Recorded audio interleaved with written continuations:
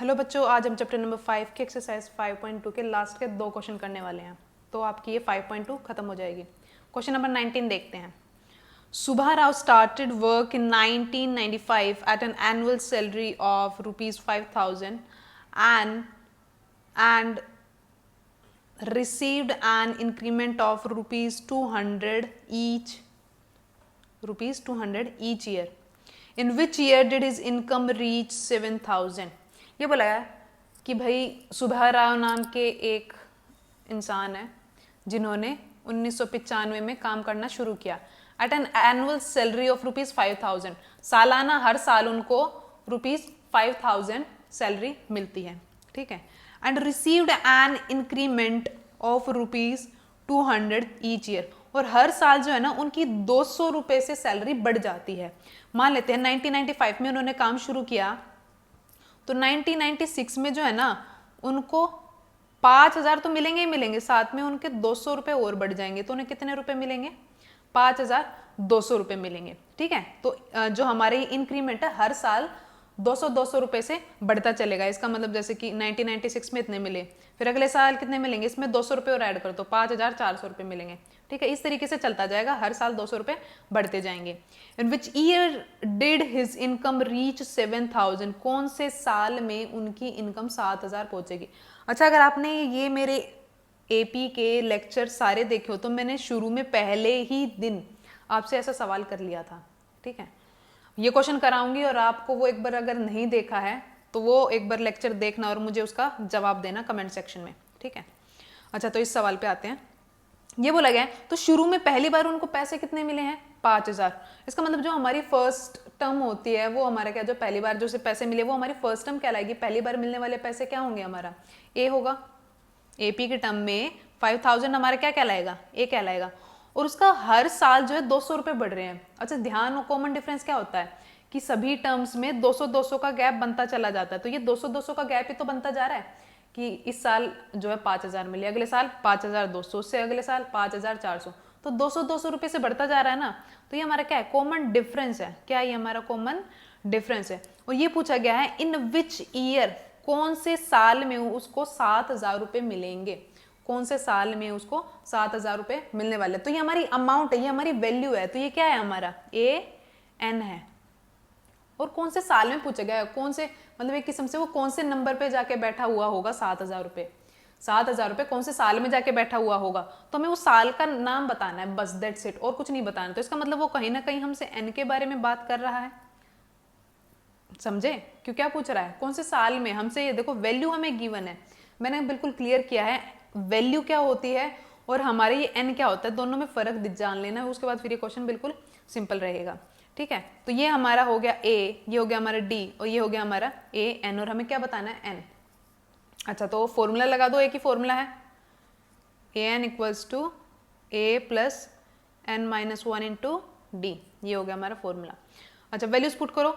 AN की जगह पे 7,000, ठीक है, और हमारा A की जगह पे 5,000 प्लस में N-1, N तो हमें नहीं पता भैया, तो ऐसे ही लिख दो, और D हमारा 200 है। इस 5,000 को उधर लेके जाऊंगी तो माइनस 7,000 माइनस 5,000, ठीक है, और इधर क्या बचा? N-1 की मल्टीप्लाई 200 से कितना बचा? 2,000। अच्छा, ये 200 इधर ले आऊंगी तो क्या हो जाएगा? डिवाइड हो जाएगा। इधर मल्टीप्लाई में है तो इधर आके क्या होगा? डिवाइड होगा, बिल्कुल होगा। और इधर क्या बचेगा? N-1 बचेगा। 2 0 से 2 0, और ये हमारा 10 पे, तो 10 इक्वल्स टू N-1। तो N कितना आ गया हमारा? 11। ये -1 उधर जाके क्या हो गया? प्लस। इसका मतलब 1995 से ठीक 11 साल बाद उनको कितने रुपए मिलेंगे? 7,000 रुपए मिलेंगे, ठीक है। तो इन्होंने इन विच ईयर, कौन से साल में, तो आज से ठीक 11 साल बाद, 5 1 6 9 10 10, और ये 2000, मतलब कि 2006 वो साल है जब उनको कितने रुपए मिला करेंगे? 7,000 रुपए सालाना मिला करेंगे। तो होपफुली ये क्वेश्चन क्लियर हो गया होगा आपको, ठीक है। बढ़ते हैं हमारे लास्ट क्वेश्चन की तरफ। Question number 20। रामकली आ गई भैया। Ramkali saved ₹5 in the first week of a year and then increased her weekly savings by ₹1.75. If in the nth week her weekly savings become 20.75 rupees, find n. Ramkali आई है हमारे पास। रामकली ने क्या किया, रामकली ने पहले हफ्ते में 5 रुपए बचाए, पहले हफ्ते में 5 रुपए बचाए, ठीक है, चलो आगे। और ये मतलब 1 साल की बात है, 1 साल उसने पकड़ा कि अब से मैं सेविंग क्या करूँगी। उसने सोच लिया क्या पता मोदी जी दोबारा डिमोनेटाइजेशन कर दे, या फिर अब देखो आटे पे भी वो लग गया जीएसटी, तो उसने सेविंग करने की सोची कि पैसे बचाती हूँ। तो उसने क्या किया कि उसने पहले वीक में 5 रुपए बचाए, ठीक है, पहले वीक में 5 रुपए बचाए, and then increased her weekly savings by ₹1.75। उसने क्या किया, और हर वीक जो है ना, मतलब जैसे ये वीक बीत गया, मतलब आज से शुरू किया और पूरा एक वीक बीता, तो अगले वीक में क्या किया, ये 5 रुपए तो बचाए ही बचाए, लेकिन साथ में उसमें 1.75 रुपीज और ऐड कर दिए कि मैं इतने और बचाऊंगी। ये उसने टारगेट लेके चला, कितने तो बचाऊंगी, साथ में ये भी बचाऊंगी, मतलब कुल मिलाकर कितने बचाया करेगी 6.75। नेक्स्ट वीक में, पहले पूरे वीक में कितने रुपए बचाए उसने 5, अगले पूरे वीक में कितने बचाए 6.75, फिर उसके बाद दोबारा से 6.75 में 1.75 और बचाएगी, ठीक है, इस तरीके से चलते चलेगी। If in the nth week her weekly savings become 20.75, तो एक ऐसा हफ्ता आता है जब उसकी सेविंग कितनी हो जाती है हफ्ते की 20.75, 5 से भाई उसने 20.75 पे आ गई, ठीक है। अच्छा, तो उसने पूछा है फाइंड एन, तो ये बताओ कौन से हफ्ते में जाके उसके इतने पैसे बचा करेंगे। तो हमें क्या बताना है इधर, हमें इन्होंने तो साफ बोला हुआ है एन बताना है, ठीक है। तो देखो भाई, जो हमारी पहली टर्म होती है, जो पहला काम किया जाता है वो होता है हमारा एपी में ए, ठीक है। और जो वो हमारा इंक्रीमेंट होता है, कोई भी चीज हम जो बढ़ाते चलते हैं, एक जो कांस्टेंट नंबर होता है, कांस्टेंट नंबर ये बढ़ता जाएगा, तो वो हमारा क्या होगा common difference, that is R 1.75। और ये क्या है, वैल्यू है कि हमारे इस टाइम पे जाके हमारे इतने पैसे हमें मिलेंगे, तो ये क्या है हमारा ए एन। हमें यहाँ पे 20.75 की तो बात बतानी है कि 20.75 कब होगी, तो जिसकी बात करते हैं तो वो हमारा क्या होता है ए एन होता है, बात ध्यान रखना, जिसकी हम बात करते हैं वो हमारा ए एन होता है। तो हम किसकी बात कर रहे हैं कि 20.75 कब होंगे, कब जाकर हमारे कौन से वीक में जाकर हमारे 20.75 रुपीज बनेंगे, रामकली के पास कब इतने पैसे होंगे, कौन से हफ्ते में होंगे, ठीक है। तो बस फिर इन्होंने बोल रखा है एन कैलकुलेट करके बताओ। तो फटाफट आप अपनी कॉपी में करो, मैं अपनी कॉपी में करती हूँ, ठीक है। फॉर्मूला लिखते हैं, a n equals to a plus n minus 1 into d. A n कितना है भाई 2.75, ए कितना है 5, एन माइनस 1, और डी डिफरेंस कितना है 1.75, ठीक है। अच्छा, इस 5 को मैं लेके आऊंगी इधर तो क्या हो जाएगा माइनस, तो माइनस होने के बाद क्या बनेगा 15.75, ठीक है बिल्कुल।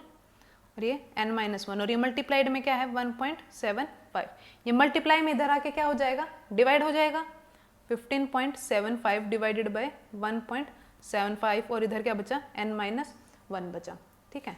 अच्छा, अब इसको डिवाइड करो, ये पॉइंट लगाएंगे तो ऊपर 100, ये पॉइंट हटाएंगे तो ऊपर 100, ये पॉइंट हटाएंगे तो नीचे 100, 100 से 100 उड़ा, ठीक है। अच्छा, 25 की टेबल से कटता हुआ दिख रहा है, 25 की टेबल में 175 कितने पे आता है, बताओ 7 पे आता है। इसी तरीके से इसको काटो, 25 के टेबल में 150 आएगा 6 पे, और 7 5 तो ये 3 पे, 7 से ये गया 9 पे, ठीक है, तो पूरा पूरा कट गया, आ गया 9। अच्छा, ये -1 इधर आके क्या हो जाएगा +1, तो n की वैल्यू क्या आ गई हमारी 10 आ गई, ये हो गया हमारा आंसर। तो हमें बताना है तो कौन से वीक में जाके जब वो शुरू करेगी तब से लेके जब वो 10वें वीक में पहुंचेगी तब जाके उसकी सेविंग हुआ करेगी 20.75, ठीक है। तो यहाँ पे आप लोगों का ये 5.2 खत्म हो जाती है। अभी मैं आगे का बताती हूँ, एक बार सम का कंसेप्ट बता देती हूँ, फिर अगली वीडियो में उसके क्वेश्चन स्टार्ट करेंगे, ठीक है। हाँ तो बच्चों, sum of first and terms of AP, हम अब देखते हैं सम कि हमारी जो एपी दे रखी है उसका अगर हमें सम निकालने के लिए बोल दिया जाए कि बताओ इस एपी में जितनी टर्म्स हों सभी का बताओ प्लस क्या होगा, कि उन सभी को अगर मैं ऐड कर दूँ तो क्या वैल्यू आने वाली है ये हमें बताओ, तो उसके लिए फॉर्मूला होगा, ठीक है। फॉर्मूला याद कर लेना बिल्कुल अच्छे से, जैसे कि पिछले वाला किया था आपने। तो देखो S n is our sum of n terms, sum of n terms, ठीक है, sum of n terms. N हमारा क्या रहेगा, एन पता है नंबर ऑफ टर्म्स, ठीक है, डिवाइडेड बाय 2 ब्रैकेट में 2a plus n minus 1 into D. तो ये रहेगा हमारा फॉर्मूला, a वही रहने वाला है हमारा फर्स्ट टर्म, n हमारा नंबर ऑफ टर्म्स और d हमारा कॉमन डिफरेंस ही रहने वाला है, ठीक है। तो ये रहेगा हमारा main formula for calculating sum of n terms of any AP. ठीक है, कोई भी एपी है हमें सम निकाल के बताना है तो ये फॉर्मूला बिल्कुल काम करने वाला है। ठीक है, अच्छा इसमें मैं एक छोटी सी चीज़ दिखाऊं आपको, तो ये देखो ये 2a है, मतलब कि 2 बारी a है, 2a है, तो मैं इसको ऐसे लिख सकती हूँ a प्लस ए, 2a बनेगा, बिल्कुल बनेगा।